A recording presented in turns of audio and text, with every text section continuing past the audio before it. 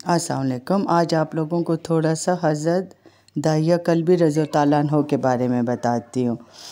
हज़रत दाहिया कल्बी रज़ी अल्लाह अन्हो इंतहाई ख़ूबसूरत थे। अभी आप मुसलमान नहीं हुए थे। एक दिन सरवर कौनैन सल्लल्लाहु अलैहि वसल्लम के नज़र हज़रत दाहिया कल्बी पर पड़ी। आप सल्लल्लाहु अलैहि वसल्लम ने हज़रत दाहिया कल्बी के चेहरे को देखा, कितना हसीन नौजवान है। आप सल्लल्लाहु अलैहि वसल्लम ने रात को अल्लाह ताला की बारगाह में दुआ मांगी, या अल्लाह इतना खूबसूरत नौजवान बनाए है, इसके दिल में इस्लाम की मोहब्बत डाल दे, उसे मुसलमान कर दे, इतने हसीन नौजवान को जहन्नम से बचा ले।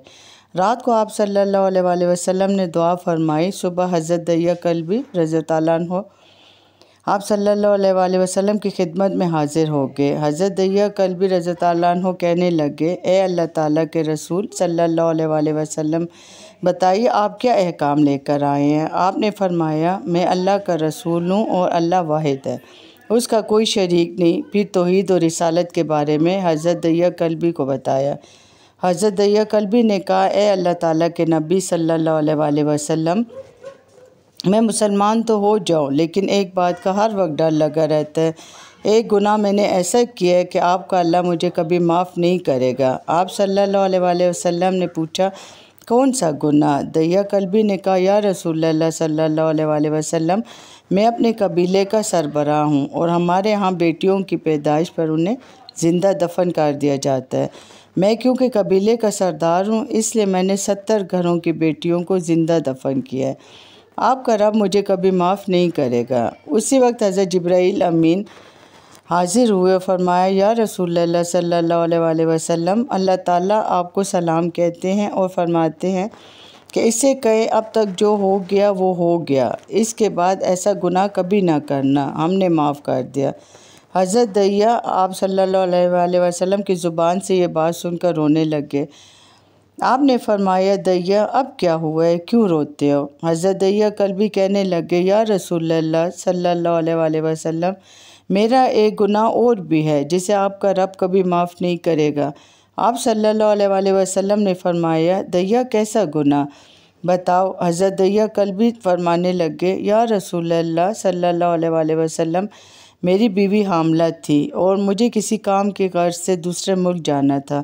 मैंने जाते हुए बीवी को कहा, अगर बेटा हुआ तो उसकी परवरिश करना, अगर बेटी हुई तो उसे ज़िंदा दफन कर देना। कुछ दिनों बाद जब मैं वापस घर आया और दरवाज़े पर दस्तक दी, इतने में एक छोटी सी बच्ची ने दरवाज़ा खोला और पूछा, कौन? मैंने कहा, तुम कौन हो? तो वो बच्ची बोली, मैं इस घर के मालिक की बेटी हूँ, आप कौन हैं? दाहिया फरमाने लगे, या रसूलल्लाह सल्लल्लाहु अलैहि वसल्लम, मेरे मुंह से निकल गया, अगर तुम मेरी बेटी हो इस घर के मालिक की, तो मैं मालिक हूँ इस घर का। या रसूलल्लाह, मेरे मुंह से ये बात निकलने की देर थी कि छोटी सी इस बच्ची ने मेरी टांगों से मुझे पकड़ लिया। बोलने लगी, बाबा आप कहाँ चले गए थे? बाबा मैं किस दिन से आपका इंतज़ार कर रही हूँ। हज़रत दाहिया कल्बी रोते जा रहे थे और फरमाते जा रहे थे, ए अल्लाह ताला के रसूल सल्लल्लाहु अलैहि वसल्लम, मैंने बेटी को धक्का दिया और जाकर बीवी से पूछा, ये बच्ची कौन है? बीवी रोने लगी और कहने लगी, दाहिया ये तुम्हारी बेटी है। या रसूलल्लाह सल्लल्लाहु अलैहि वसल्लम, मुझे ज़रा तरस ना आया। मैंने सोचा मैं कबीले का सरदार हूँ, अगर अपनी बेटी को ज़िंदा दफन ना किया तो लोग कहेंगे हमारी बेटियों को ज़िंदा दफन करता रहा है और अपनी बेटी से प्यार करता है। हज़रत दाहिया की आंखों से अश्क ज़ारों कतार बहने लगे। या रसूलल्लाह सल्लल्लाहु अलैहि वसल्लम, वो बच्ची बहुत खूबसूरत, बहुत हसीन थी। मेरा दिल कह रहा था इसे सीने से लगा लूँ। फिर सोचा कहीं लोग बाद में ये बातें न कहें कि बातें न करें ना, यानी कि अपनी बेटी की बारी आई तो इसे ज़िंदा दफन क्यों नहीं किया। मैं घर से बेटी को तैयार करवा के निकला तो बीवी ने मेरे पाँव पकड़ लिए। दाहिया ना मारना, ये तुम्हारी बेटी है, माँ तो आखिर माँ होती है। मैंने बीवी को पीछे धक्का दिया, बच्चे को लेकर चल पड़ा। रास्ते में मेरी बेटी ने कहा, बाबा मुझे नानी के घर ले जा रहे हो? बाबा क्या मुझे खिलौने लेकर देने जा रहे हो? बाबा हम कहाँ जा रहे हैं? दाहिया कल्बी रोते जाते तो वाक़या सुनाते जा रहे थे। या रसूलल्लाह सल्लल्लाहु अलैहि वसल्लम, मैं बच्ची के सवालों का जवाब भी नहीं देता था। वो पूछती जा रही थी, बाबा किधर चले गए थे? कभी मेरा मुंह चूमती, कभी बाजू गर्दन के गिर दे देती, लेकिन मैं कुछ नहीं बोलता। एक मकाम पर जाके मैंने उसे बिठा दिया और ख़ुद उसकी कब्र खोदने लग गया। आका करीम सल्लल्लाहु अलैहि वसल्लम दाहिया की ज़ुबान से वाक़या सुनते जा रहे थे, रोते जा रहे थे। देखो ये कोई दहिया कहते, कोई दाहिया कहते। बहरहाल तलफ़्फ़ुज़ में अगर कोई गलती हो तो माफ़ी चाहती हूँ। मेरी बेटी ने जब देखा कि मेरा बाप धूप में सख्त काम कर रहा है तो उठकर मेरे पास आई। अपने गले में जो छोटा सा दुपट्टा था वो उतार कर मेरे चेहरे से रेत साफ़ करते हुए कहती है, बाबा धूप में क्यों काम कर रहे हैं, छाँव में आ जाए। बाबा ये क्यों खोद रहे हैं इस जगह को, बाबा गर्मी है, छाँव में आ जाए। साथ साथ मेरा पसीना और मिट्टी साफ़ करती जा रही है, लेकिन मुझे तरस ना आया। आखिर जब कब्र खोद ली तो मेरी बेटी मेरे पास आई। मैंने धक्का दिया, वो कब्र में गिर गई और मैं रेत डालने लगा। बच्ची रेत में से रोती हुई अपने छोटे छोटे हाथ मेरे सामने जोड़कर कहने लगी, बाबा मैं नहीं लेती खिलौने, बाबा मैं नहीं जाती नानी के घर, बाबा मेरी शक्ल पसंद नहीं आई तो मैं कभी नहीं आती, कभी नहीं आऊँगी आपके सामने, बाबा मुझे ऐसे ना मारे। या रसूलल्लाह सल्लल्लाहु अलैहि वसल्लम, मैं रेत डालता गया और मुझे इसकी बातें सुनकर भी तरस नहीं आया। मेरी बेटी पर जब मिट्टी मुकम्मल हो गई और उसका सर रह गया तो मेरी बेटी ने मेरी तरफ से तवज्जो ख़त्म की और बोली, ए मेरे मालिक, मैंने सुना है तेरे एक नबी आएगा जो बेटियों को इज़्ज़त देगा, जो बेटियों की इज़्ज़त बचाएगा। ए अल्लाह ताला वो नबी भेज दे, बेटियां मर रही हैं।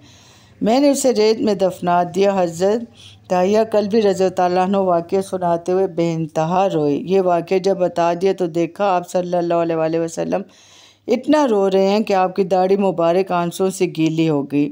आप सल्लल्लाहु अलैहि वसल्लम ने फरमाया, दाहिया ज़रा फिर से अपनी बेटी का वाक़या सुनाओ, उस बेटी का वाक़या जो मोहम्मद सल्लल्लाहु अलैहि वसल्लम के इंतज़ार में दुनिया से चली गई। आप सल्लल्लाहु अलैहि वसल्लम ने 3 दफ़ा ये वाक़या सुना।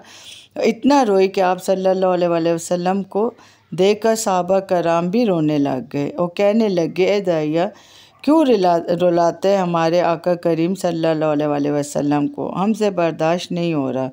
इतने में हज़रत जिब्राईल अलैहिस्सलाम हाज़िर हुए और फरमाया, या रसूलल्लाह सल्लल्लाहु अलैहि वसल्लम, अल्लाह ताला सलाम कहते हैं और फरमाते हैं, ए महबूब सल्लल्लाहु अलैहि वसल्लम, दाहिया को कह दें कि वो वक्त था जब उसने अल्लाह ताला और आप सल्लल्लाहु अलैहि वसल्लम को नहीं माना था। अब मुझको और आप सल्लल्लाहु अलैहि वसल्लम को उसने मान लिया है तो दाहिया का ये गुनाह भी हमने माफ़ कर दिया। इसके बाद आप सल्लल्लाहु अलैहि वसल्लम ने फरमाया, जिससे 2 बेटियों की कफ़ालत की, उन्हें बड़ा किया, उनके फ़राइज़ अदा किए, वो क़यामत के दिन मेरे साथ इस तरह होगा जिस तरह शहादत की और 7 वाली उंगली आपस में है। जिससे 2 बेटियों की परवरिश की, उसकी ये अहमियत है, तो जिसने 3 या 4 बेटियों की होगी उसकी क्या अहमियत होगी।